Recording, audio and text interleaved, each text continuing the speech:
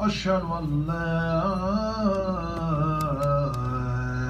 إله إلا الله أشهد أن محمدا رسول الله أشهد أن محمدا رسول الله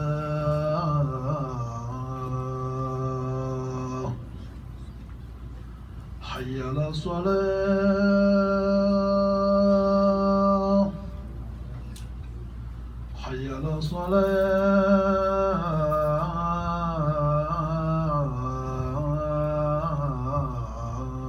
الصلاة حي على الفلاح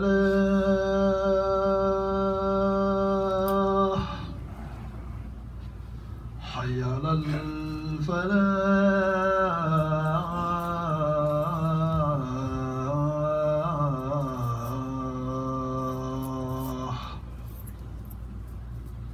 الله أكبر الله أكبر لا إله إلا الله.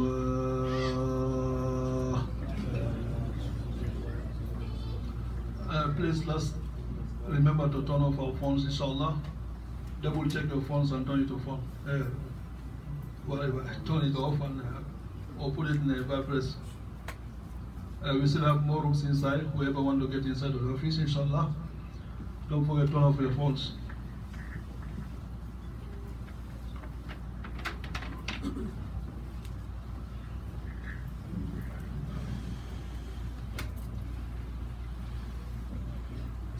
إن الحمد لله نحمده ونستغفره ونعوذ بالله من شرور أنفسنا ومن سيئات أعمالنا من يهده الله فلا مضل له ومن يضلل فلا هادي له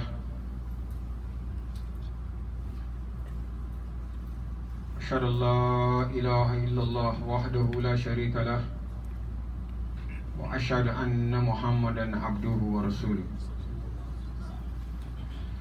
يا أيها الذين آمنوا اتقوا الله حق تقاته ولا تموتن إلا وأنتم مسلمون يا أيها الناس اتقوا ربكم الذي خلقكم من نفس واحدة وخلق منها زوجها وبث منهما رجالا كثيرا ونساء واتقوا الله الذي تساءلون به والأرحام إن الله كان عليكم رقيبا يا أيها الذين آمنوا اتقوا الله وقولوا قولا سديدا يصلح لكم أعمالكم ويغفر لكم ذنوبكم ومن يطع الله ورسوله فقد فاز فوزا عظيما أما بعد يقول الله تعالى في كتابه الكريم بعد أعوذ بالله من الشيطان الرجيم بسم الله الرحمن الرحيم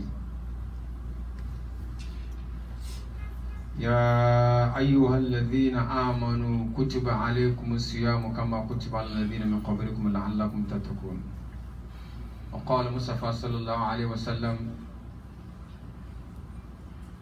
خيركم من تعلم القرآن وعلمه أو كما قال رسول الله صلى الله عليه وسلم نسأل الله أن يجعلنا من الذين يستمعون القول فيتبعون أحسنه.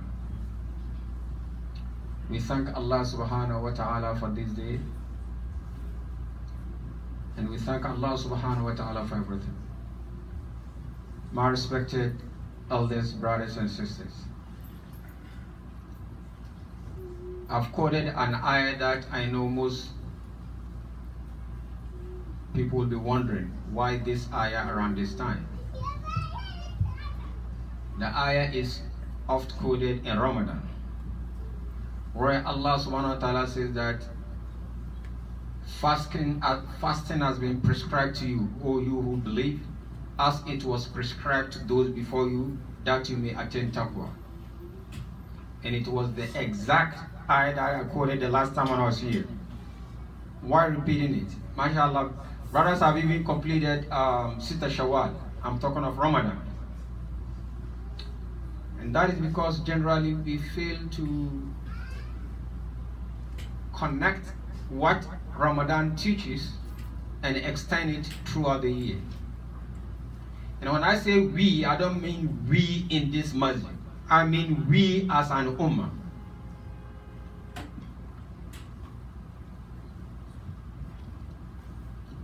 If you are driving and you get to a stop sign or red light, when you stop, you don't look in the mirror panicking whether the driver behind you is going to stop or is going to hit you. You expect him to stop because he has been trained.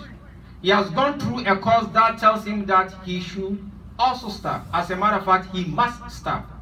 So you stop, you relax. You expect him to stop because he has gone through the course. And that's why you are stopping, because you've gone through the same course. The course that Ramadan has taught us, unfortunately, we leave it in Ramadan as if Allah subhanahu wa ta'ala in Ramadan is different from Allah subhanahu wa ta'ala after Ramadan. The reason why we live so beautifully in Ramadan is because we live in the consciousness of what we proclaim. It's one thing to proclaim something. It's another to live in that consciousness and actualize what you believe in.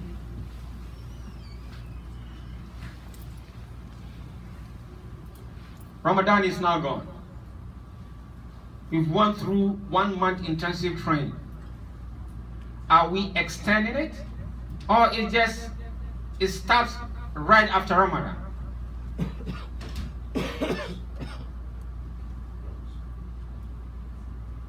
The last time I asked a question, and I'm repeating it today. Where are our children? See, the Prophet ﷺ, when he came, some of the things that he was telling the Sahaba, they couldn't decipher it. They couldn't figure out what he was talking about. Imagine the Prophet ﷺ telling Zayd, radiallahu anhu, when they came back from Taif, when he was bleeding, at that time of distress, at that time of hopelessness, the Prophet ﷺ was talking about hope. He was so optimistic.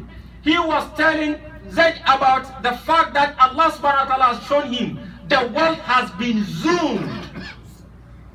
And you can see Islam everywhere. This is the time when he couldn't even get back to Mecca unless under the protection of someone. But he was talking about the world. That's a vision. Well, if the Prophet ﷺ said the world has been zoomed, he also accepted.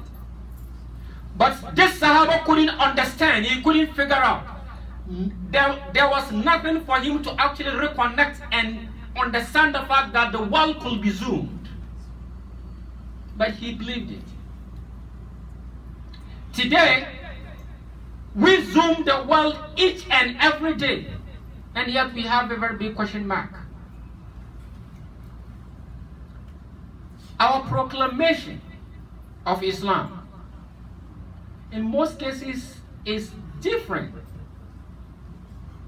As a matter of fact, in some cases, just the opposite of our action. Allah subhanahu wa ta'ala says in Surah Qamar, Ba'da a'udhu billahi minash shaitanir rajim, Inna kulla shay'in khalaqnahu biqadar, wa ma amruna illa wahidatun kalamhim bil basar. Everything that Allah subhanahu wa ta'ala has put in place is what? Is well calculated and is for a purpose. Nothing comes out haphazardly, no. There is reason behind, there is reason behind each and everything that happened, that is happening, and that is going to happen. And from this angle, we ask the question, why are we here? We have two here. Why are we here in this world? And why are we here in New York City? And why are we here in this masjid?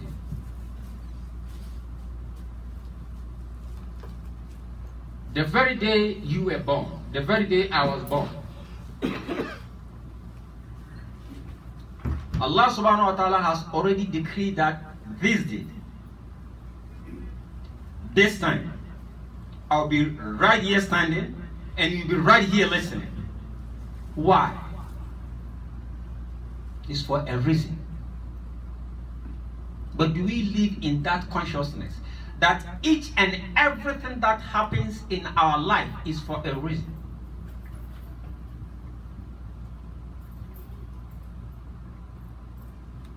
The fact that Allah subhanahu wa ta'ala has chosen us to be in this masjid, the fact that Allah subhanahu wa ta'ala has chosen us to be in New York City, the fact that Allah subhanahu wa ta'ala has chosen of all this, Allah subhanahu wa ta'ala knows whether millions or trillions of years that He has created the world. Forget about what scientists are saying. It's just hypothesis. Only Allah subhanahu wa ta'ala knows. The fact that at this point of time, Allah subhanahu wa ta'ala has created us to be part of history should mean something to us. And we should appreciate for being part of the history and on the right side, being Muslims.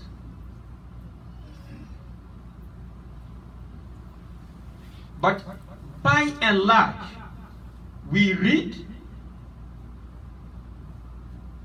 we claim we understand, we claim we believe,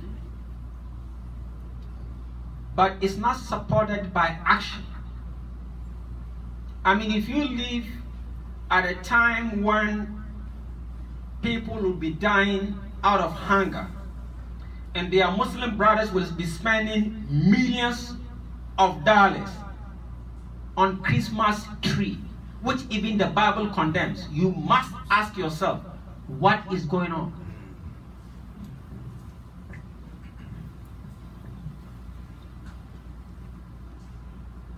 You must ask yourself, what is going on? A Muslim is supposed to be a role model. Each and every day, by the time we sleep, by the time I sleep, I must ask myself, I must actually see to it that from morning to evening as a Muslim, what have I done to contribute for the betterment of Islam, for the betterment of my neighbors, for the betterment of my community, for the betterment of my country. And by definition, your country is where you live. Where you're born, alhamdulillah. But where you live, that becomes your country. And that's why the Prophet ﷺ, even though he was born in Mecca, it came to a point when he goes to Mecca, he prays Qasr. Why? Because now Medina is his place. That's where he lives. So if he comes, at that time, anytime he came to Mecca, he used to pray Qasr. And so you live here. So this becomes your country by definition. What are we doing to ensure that we contribute for the betterment of our community? And guess what? It is always good to be good. By contributing to the community, you are actually helping to protect your family. It is only when the community is good. It's only when we put the mechanism in place to ensure that we thrive and our children to be better than us. That is when we can actually claim that when Allah subhanahu wa ta'ala says, "A'udhu billahi minash shaitanir rajim" in Surah Al Imran, "Kuntum khayra ummatin ukhrijat lin-nas ta'muruna bil ma'ruf wa tanhauna 'anil munkar wa tu'minuna billah." You are the best ever evolved in human history. Why? Because we use smartphones, No. Because now, mashallah, we have all these, jets, and we have our Rolls Royce and this. No, because Allah subhanahu wa ta'ala has already informed the Prophet sallallahu alaihi wasallam, even though the Sahaba couldn't understand. بعد أعوذ بالله من الشيطان الرجيم والخيل والبغال والحمير لتركبوها وزينة ويخلق ما لا تعلمون. In a form of transportation, they knew about horses, they knew about mules, and Allah subhanahu wa ta'ala said the evolution of transportation will come to a point that I'm going to create a different form of transportation which you have no knowledge. The Sahaba never, they've never seen, they couldn't even figure out that a time will come that within short time, in less than 6 hours, you fly from one continent to the other. As a matter of fact, if you are close, it takes few hours. If you are in Morocco, it takes few hours to get into Spain. And the ayah said, وَيَخْلُقُ مَا لَا تَعْلَمُونَ. So it's continuous. A time will come. As a matter of fact, maybe by the time our children start standing here to give khutbah, that is if you put things in place. If not, the current is going to swipe them away, and our masjids will be turned into something else, and may Allah subhanahu wa ta'ala protect us. Amen. Maybe they'll be looking at all these Rolls Royce and Bentleys that we have, and they'll be laughing. They'll be saying, look, look at this crew. Today, these are the top cars that, mashallah, very, very expensive. And by the way, I've seen a clip of a Muslim who has, I don't know, I think 10 or 12 of Bentleys. Only Allah knows how many millions are that. And in the next country, they're dying of starvation. So we get caught up in what is called the Chinese curse. May you live in an interesting time. We live in an interesting time. And so with that transportation, by the time it gets to our kids, it becomes something else. All that we are seeing now are just glitters. But coming to our own lives, right now, World Cup is going on.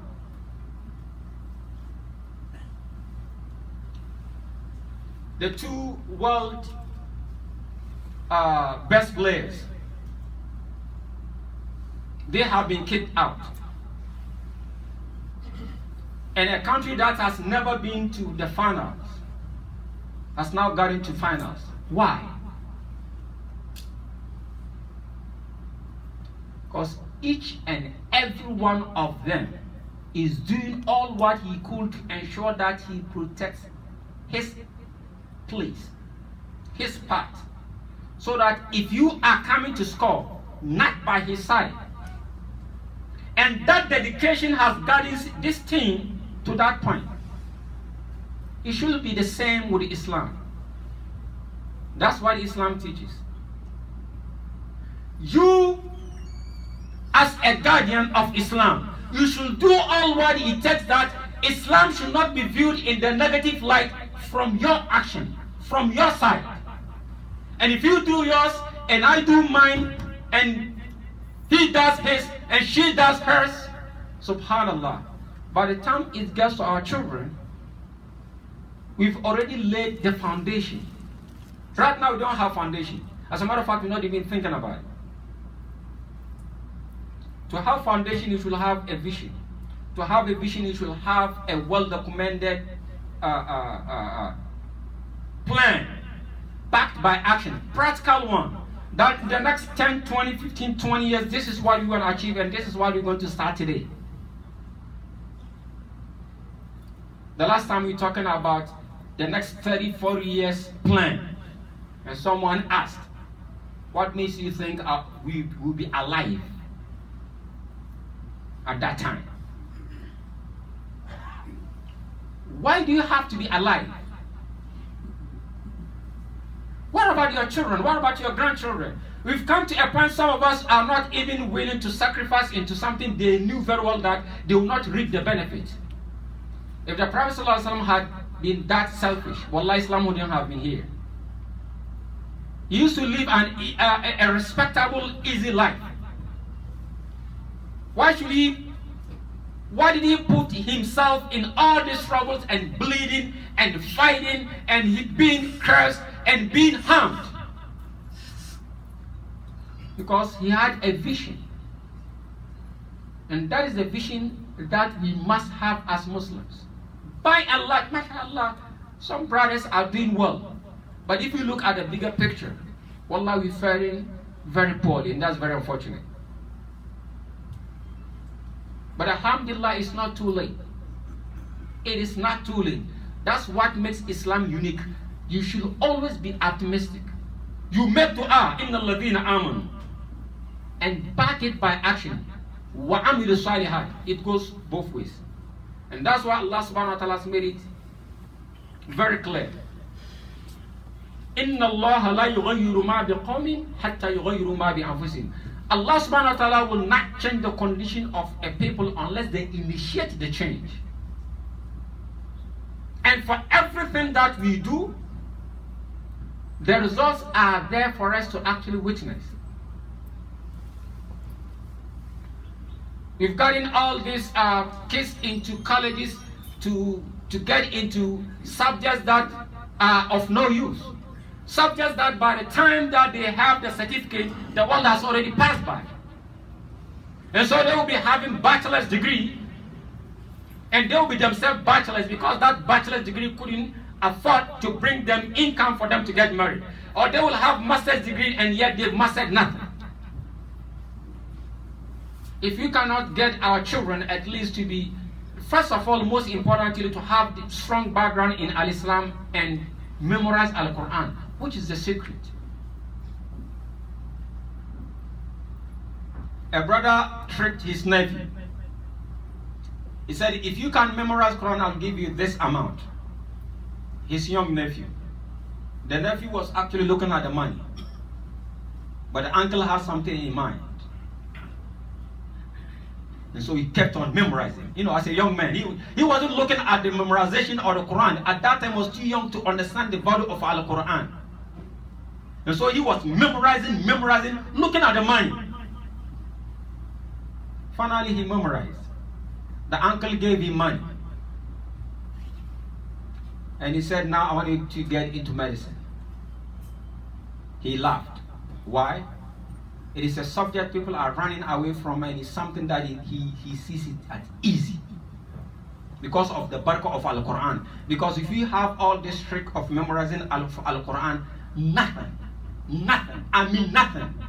becomes difficult. The young man got into medicine. Top in his class. And today he has been given as the director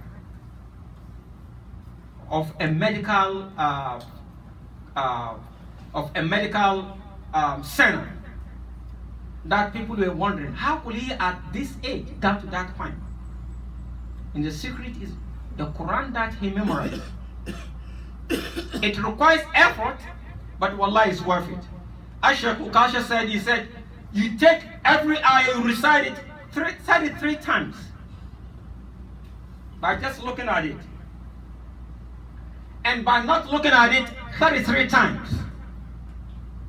Each and every ayah, by the time you get half a page or everything, you recite again 33 times and you close it, you recite it 33 times. It got stuck for the rest of your life. But you know, we said 33 times, that's a lot. If you refuse to do this, to give this sacrifice, you will keep on reviewing for the rest of your life. So which one will you prefer? We have all these tricks that we should be teaching our children. Wallahi, they're supposed to be far, far, far better than us. Because if our children are of shoulder with us, we lose big time. We lose big time. And the last time I think I've said it here. Let us take advantage of this musharaka that we have. That instead of, most of us, we say that we don't want to have a mortgage because it's because of this riba and this, and even though ulama have two different views, some are saying that it's completely haram, some are saying that yes, but it becomes darura, it becomes a necessity because finding a place to sleep is not luxury. So you must find a place, and instead of just throwing your money for rent, you should at least have a place to sleep. By the time it gets to your children, they don't have to be thinking where to sleep. But now, alhamdulillah, we have musharaka companies.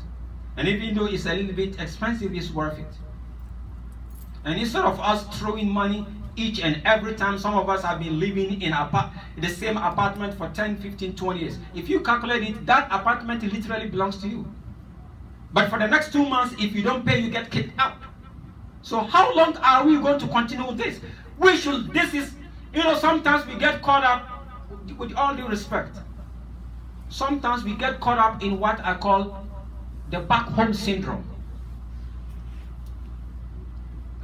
I'll be going back. So this is not really home. So why should I waste my time or something, all this effort to ensure that I have property here? I'll be going back home. And the next time you see the brother, you see him downtown with papers like a lawyer. You said, what's going on? I'm fighting for my wife, because I'm very lonely. The wife comes, and in the next 6, 7 months, you see the wife vomiting. By 9, 10 months, the wife has given a baby. Mashallah, we gather, mashallah, nicely in the masjid. We eat, we drink, and that's it. Nothing has been put in place for the child. You go to the Jewish community. The time a child is born, they've already planned that between this time to this time, we should get him from point A to point B. We should get this. Do you know that Muslims are the only community that have no track of their children? We have no track of our children. Go to any masjid. Look at the children that were taught in the same masjid 15, 17, 18 years ago. Ask them, where are the children? Where is the list of the children tracking their development, tracking where they move from point A to B? No one can give you that. And sometimes you don't blame the masjid. We don't blame the sheikhs. You know why? As parents, we are not ready to do our part to ensure that it succeeds. As a matter of fact, wallah, we should be grateful to our sheikhs for their patience. Mostly we bring our children and literally dump them in the masjid for the sheikhs to babysit them. And that's why we don't put an effort. And don't ever underestimate an American child. American child is very good at observing, not what you say, what you do. They see the effort we put when it comes to school. And they look to the fact that even on Sunday, instead of bringing them on time, we tell them, it's a little bit cold, it's a little bit hot. MashaAllah, my boy, sleep a little bit, I'll take you later. Inna Allah ma sabirin, the ustaz is very patient, MashaAllah. So right there by action, we are actually telling them Islamic education is not that important. And at the end of the day, we have the audacity to be wondering, what happened to them? What happened? It has come to a point that they don't even want to go to madrasa anymore. They don't want to go to masjid. No wonder that they get to a certain point, we don't see them anymore. But if you avoid this back home syndrome, listen, Allah subhanahu wa ta'ala has brought me here. It's for a reason. This is my home now. What should I do to ensure that by the time it gets to my children, they don't have to be suffering like I'm doing now to get them moving forward? What is the musharaka company? What is your terms? What can I get home? I need to own a home. Guess what? Even if I'm going back home and there's 99.9999% that you're not going, trust me. But even if you did go, you left something for your children that they don't have to be suffering and toiling just like as we are doing now. Instead of, they will actually use that time. They will actually use that effort. They will actually use that that calculation that they have, where I'm going to do this and where I'm going to sleep. They will actually use it. Listen, I have this company, or I have this brother. We grew up together right here in Harlem. We grew up right here in New York City. What can we do together to actually form our own companies? At least they have a place to sleep, because you've already said that the reason why you got it to that level, because when you were growing up, you didn't have to worry about a place to sleep. Your father took care of that. And wallahi, sometimes you wonder, with 5, 6, 7, 10, 20 children, how did your father do? How did he do it? My father had 19 children. And this is a man who died in the 70s. If he had lived till now, imagine how many he will have produced. 19. And wallahi, today we used to wonder, how did he manage to raise 19 kids? Not single one of us, not one has deviated. And it came to a certain point, he died, and his friends took over. Because they've set, there's a mechanism to ensure that the kids, and we live side by side with the Christians. As a matter of fact, we attended missionary schools. There are songs that they taught us, there are things that they taught us, and some Bible quotations, at least to use that if they can weave us away. Guess what? It's the same biblical quotation that today we are using in Dawah. Because even when you come home, there's a mechanism in place to ensure that as a Muslim you remain a Muslim. Wallahi, is doable. You don't go to Jewish community and see them having problems with their kids. Why should we be having problems with our kids? That back home syndrome must be discarded. And let's face reality. This is your country, this is where you live. You contribute positively for the development of your neighbors, your community, your city, your state. And that what permeates throughout what the country. And at least if they are not accepting Islam, if someone tells them that these people are bad people, it won't resonate because of your action. That's what I call practical dawah. And because now we've accepted the fact that this is where we live, and unless we accept the fact that this is where we live, this is our country now, regardless, this is where you live. And ensure that you put things in place and calculate. If 2, 3 brothers have to put themselves together, I mean, if 3 brothers can live in the same different apartments or the same apartment for 20, 30 years, literally throwing away their money for nothing, the same 2, 3 brothers can put money together and buy a home. Wallahi, is doable. So that by the time it gets to our children, they move forward. It has to start somewhere, and that is part and parcel of Al-Islam. Allah subhanahu wa ta'ala, out of His infinite mercy, has given us Al-Quran and has said, everything compacted in Al-Quran. وَلَقَدْ صَرَّفْنَا فِي هَذَا الْقُرْآنِ لِلنَّاسِ مِنْ كُلِّ مَثَلٍ وَكَانَ الْإِنسَانُ أَكْثَرَ شَيْءٍ جَدَلًا. Everything has been explained. Everything is compacted in Al-Quran. Well explained by Al-Quran, but man is ever contentious. That is part of the reason why we are having social problems. That's why we are having problems with our children. And that's why we are having problems within ourselves. Nobody, almost nobody, is willing to accept and be patient unless that ayah favors him.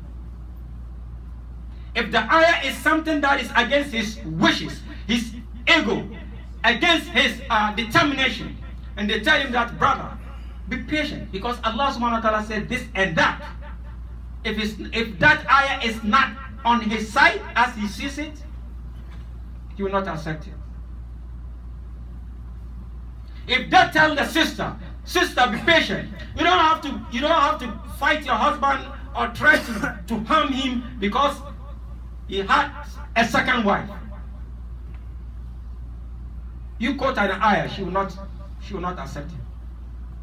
The only time she will accept this is when her husband dies.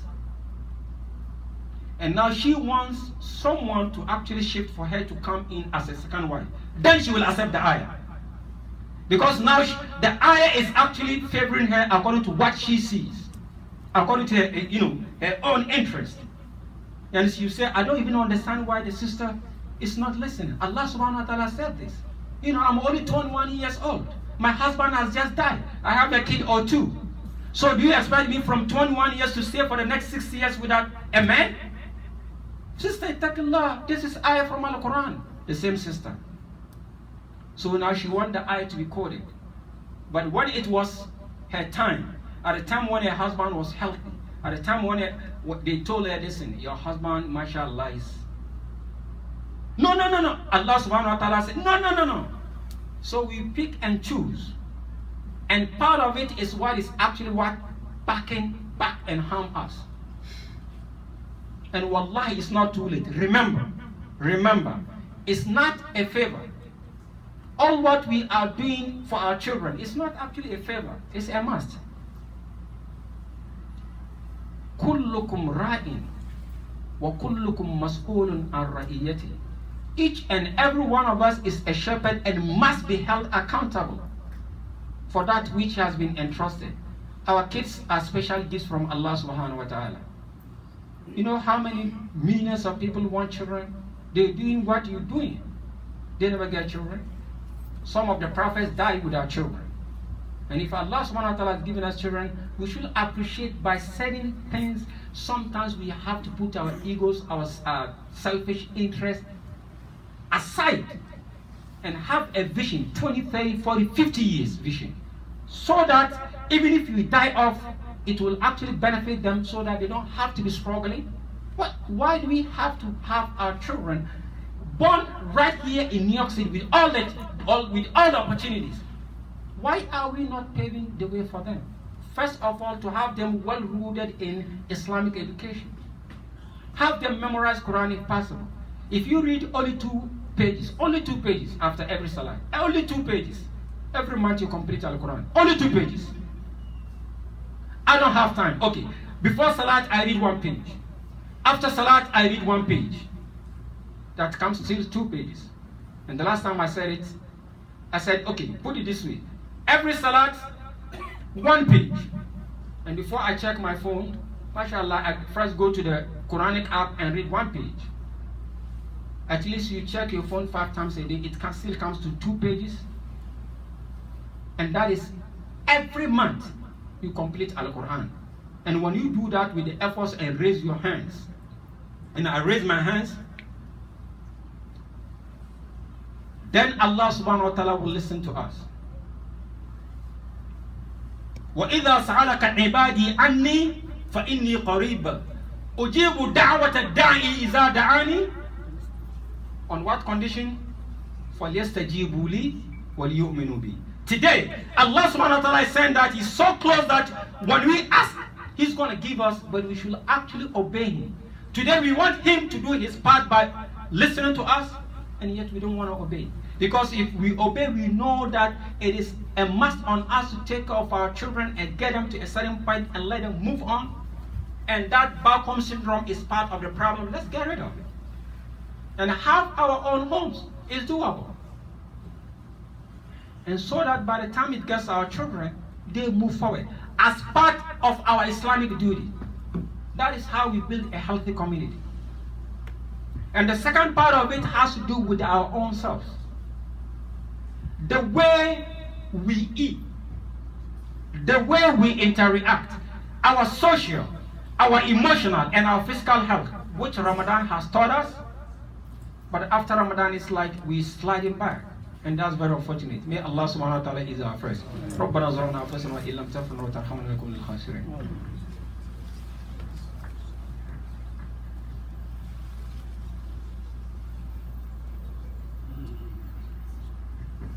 Alhamdulillah, thumma alhamdulillah, thumma alhamdulillah, al-qail. Alhamdulillah alladhi lahu ma fi samawati wa ma fi al-ardi wa lahu al-hamdu fi al-akhirah. Wa huwa al-hakim al-khabir. Wa sallallahu wasallam ala rasulullah wa ala alihi al-athhar wa sahabati al-abrar. Again, my respected elders, brothers and sisters, from what what Ramadan has taught us is our physical health. Quran has taught us that even if we Ramadan has taught us that even if we eat less, we still survive. Because let's face it, some of us overeat and overeat and overeat. And at the end of the day, we'll end up having problems. And Ramadan has, because we read, most of our reading of Al-Quran is in Ramadan, we come across this ayah where Allah subhanahu wa ta'ala says, Bada uzbillahi min shaitan rajim. Ya ayyuhalladhina amanu kulu min tayyibati ma razaqnakum washkuru lillahi in kuntum iyyahu ta'budun. And that Allah subhanahu wa ta'ala has actually linked eating healthy food with appreciation of what Allah subhanahu wa ta'ala has given us, and we're doing all that we could. And after that, sometimes subhanAllah, we slide back. I was invited in one country to, mashallah, help some doctors, mashallah, with some protocol, some nutritional protocol. And something happened. All the sheikhs around, all of them have problems. Health problems, and most of them have diabetes. Why? Now, I'm not saying that it's wrong to have diabetes, but if you have even the top sheikhs, if you have like 10 of them and 9 of them have diabetes, you have every right to ask why. When Islam has actually taught us this over 1,400 years ago in Sahih Bukhari, Sahal radiallahu anhu was actually asked about white flour, and he said we're not touching it. And they asked him why. He said because the Prophet ﷺ never used it. If the Prophet ﷺ did not use white flour, and Sahal radiallahu anhu being a Sahaba and the companions will not touch it, which means by extension it's not a Muslim diet. And today we are not actually consuming it, we're taking it fried. Allah subhanahu wa ta'ala says in Surah Al-Rahman, please check this out. Ba'da a'udhu billahi minash shaitanir rajim. وَالْأَرْضَ وَضَعَهَا لِلْأَنَامِ فِيهَا فَاكِهَةٌ وَالنَّخْلُ ذَاتُ الْأَكْمَامِ وَالْحَبُّ ذُو الْعَصْفِ وَالرَّيْحَانِ. You see the importance of nutrition. You see the importance of fruits. You see the importance of greens. Time is not on our side to actually explain it, but you know this ayah. This is Quran chapter 55. In Jannah, بَعْدَ أَعُوذُ بِاللَّهِ مِنَ الشَّيْطَانِ الرَّجِيمِ وَلِمَنْ خَافَ مَقَامَ رَبِّهِ جَنَّتَانِ فِيهَا مِنْ كُلِّ فَاكِهَةٍ زَوْجَانِ. And again, وَمِنْ دُونِهِمَا جَنَّتَانِ فِيهَا فَاكِهَةٌ وَالنَّخْلُ وَرُمَّانٌ. And Allah subhanahu wa ta'ala keeps on mentioning about fruits, and sometimes it becomes specific, like pomegranates, like dates. And Allah subhanahu wa ta'ala says, أَفَلَا تَدَبَّرُونَ الْقُرْآنَ أَمْ عَلَىٰ قُلُوبٍ أَقْفَالُهَا. Don't they ponder over the verses of Al-Quran, or are their hearts locked? The sheikhs, they know this, they actually taught us this. And how could you have 10 sheikhs sitting in front of you and 9 of them have diabetes? When they've read this, and they've read the fact that white flour is something that the Prophet ﷺ never touched and the Sahaba is not touched, and now according to even Dr. Cleve is warning people that that is one of the bases of diabetes. And well, if you know this, actually we should actualize it. In some countries, the name diabetes is actually called the disease of sugar, and yet they take sugar. I was invited in one country recently. That's what I told them. I say, in your language, the name of diabetes is disease of the sugar. Why are you taking sugar? And you are now wondering why you have the disease. And not only are we taking white flour, in most cases we're taking it in a form, fried form. And that's very, very scary. Because if you have this, if you have the carbohydrates, if you expose it to that heat, to that level of heat, the glucose attached, or they combine with arginine, and they form what is called acrylamide. And acrylamide have been shown out to have actually basis of so many diseases. No wonder Allah subhanahu wa ta'ala keeps on telling us about live food, foods that are lively, fruits, vegetables, in Al-Jannah throughout the Quran. The foods that they eat are what? Fruits. And we never ask why. Why? And we don't eat fruits. Oh, sorry, we eat fruits, mashallah, maybe on Thursdays when we come to masjid. Mondays and Thursdays, mashallah, we fast, we come, someone has left some banana and dates because they are free. We take advantage. And so we eat fruits once in a week or twice. And even though Allah subhanahu wa ta'ala says that special place is full of fruits, white fruits, the polyphenols, the antioxidants that are actually there to actually protect ourselves, to have all this immune system become very aggressive, so that anytime any virus or bacteria mistakenly comes into your system, they have all these aggressive soldiers to actually take them on. You have so many all these diseases, cancer, diabetes, hypertension. Look the part that what fruits and vegetables are playing. And now scientists are telling us this, but it's in Al-Quran and we're not taking advantage of it. Why should we be having all the health problems? And now we're passing it to our children and they're taking it even to the next level. They drink cereal in the morning, cereal in the afternoon, and cereal in the evening, and they sleep with candies in their mouth. MashaAllah, that's how much we love them. As Muslims, we should not only take care of our children, we ensure that we eat healthy, stay healthy, and teach them how to live healthy.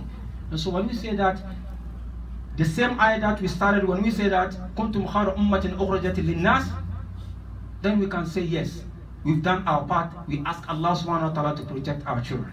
That's what we should be doing. May Allah subhanahu wa ta'ala is our first. May Allah subhanahu wa ta'ala protect us. May Allah subhanahu wa ta'ala let our children be far better than us. And in closing, Allah subhanahu wa ta'ala did mention about pomegranate. It's something that you cannot afford not to be part of your diet. Pomegranate. Sam is not on us to talk about the science behind pomegranate. What is in the form of real pomegranates or in a form of supplements. Pomegranate is extremely important for our health, and let's do all what it takes. Allah subhanahu wa ta'ala mentioned it in the Quran to be part of what? That may Allah subhanahu wa ta'ala is our first. May Allah subhanahu wa ta'ala save from us. Don't worry, I'll squeeze it in the ayah. I'll just shorten the ayah so that we square it out. Brothers, please, let us and sisters, let us donate generously to for our masjids so that our masjids can keep on operating. This is the only place we have hope for our children to understand what Islam, to respect us. When we grow old, or they want to throw us, where? We don't want that to happen to us. You've never, anytime you grow, your father, you look at your father as he's growing old, you laughing. Our grandfathers, they have all this, their children, they have their grandchildren, very, very happy. Today we live in a place, if you don't teach your child what the importance of the family, because the definition they have of a family is him, his wife, and his children, which means you are not part of the family. It's only in masjid that they will tell him, no, it starts actually from your parents. And so let us donate generously. And sometimes people say that all these points that I'm giving is too much to catch. And so the last time they told me to bring some DVDs. We brought them, it's not for sale.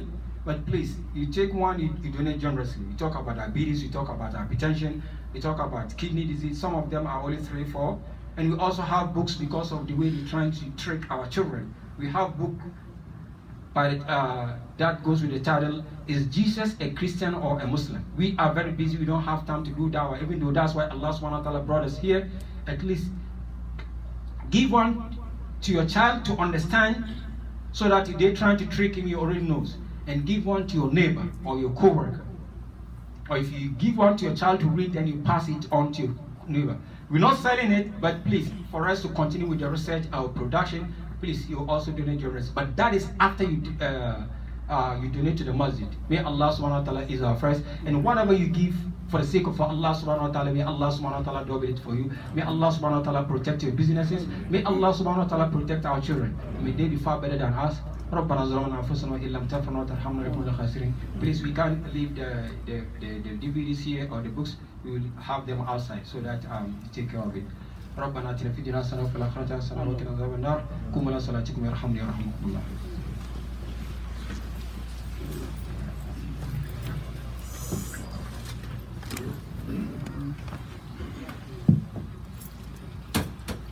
الله أكبر الله أكبر أشهد أن لا إله إلا الله أشهد أن محمدا رسول الله حي على الصلاة حي على الفلاح قد قامت الصلاة قد قامت الصلاة الله أكبر لا إله إلا الله.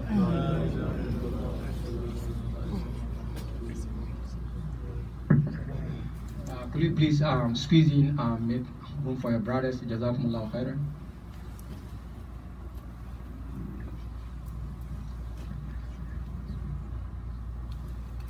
Starting. Allahu Akbar.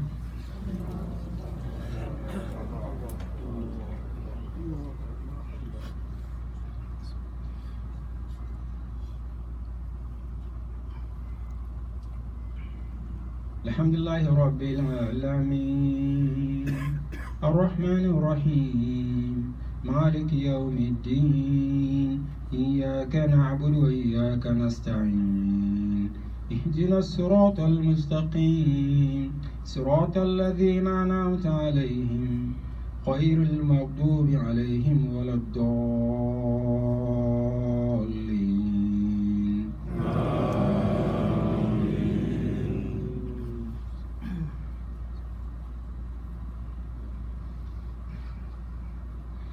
الرحمن علم القرآن خلق الإنسان علمه البيان الشمس والقمر بحسبان والنجم والشجر يسجدان والسماء رفعها وضع الميزان ألا تطغوا في الميزان وأقيموا الوزن بالقسط ولا تخسروا الميزان والأرض وضعها للأنام فيها فاكهة والنخل ذات الأكمام والحب ذو العصف والريحان فبأي آلاء ربكما تكذبان. الله أكبر.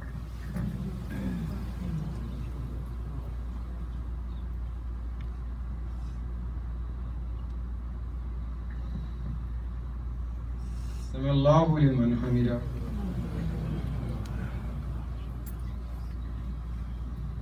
الله أكبر.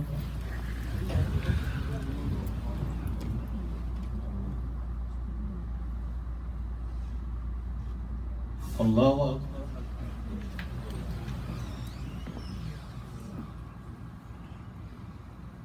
الله أكبر.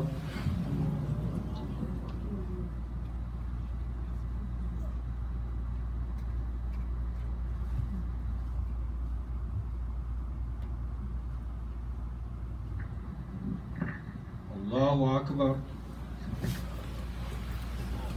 الحمد لله رب العالمين الرحمن الرحيم مالك يوم الدين إياك نعبد وإياك نستعين اهدنا الصراط المستقيم صراط الذين أنعمت عليهم غير المغضوب عليهم ولا الضالين.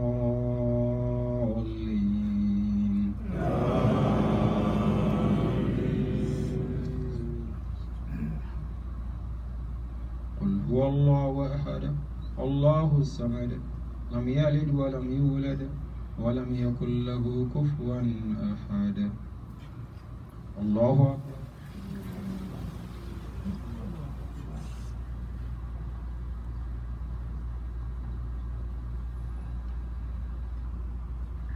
سمع الله لمن حمده.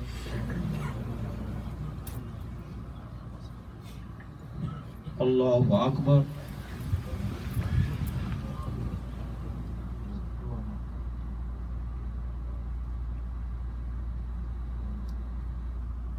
الله أكبر.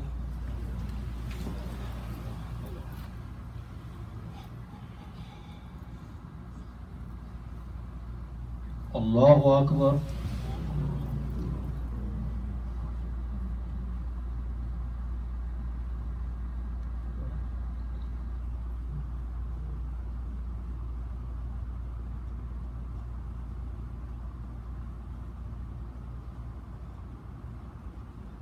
الله أكبر.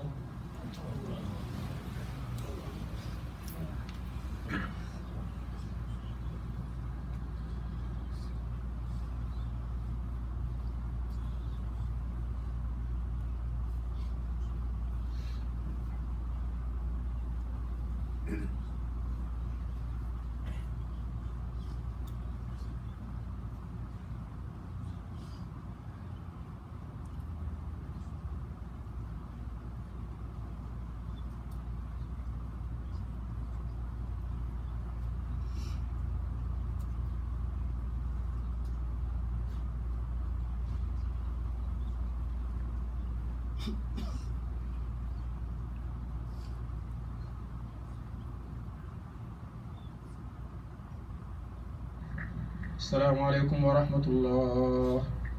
Assalamu alaikum wa rahmatullah.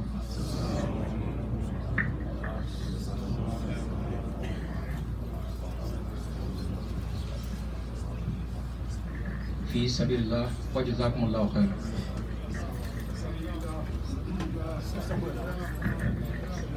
Assalamu alaikum wa rahmatullah.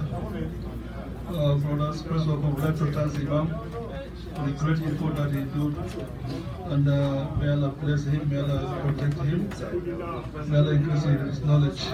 May Allah forgive us also. May Allah accept our prayer, inshallah. Secondly, we have a DVD and booklets downstairs. It's not for sale. It's for you and for me. So whatever you want to take, and give whatever you want to give. Make sure you donate, inshallah. There's no price on it. There's no for sale. It's just for you. And you be generous, to give to Allah also. Don't forget that, please. We like to remind ourselves, there's a very few kids around us, even when there's no school, and this is a shame. Let's try to change ourselves. Imam give us, example,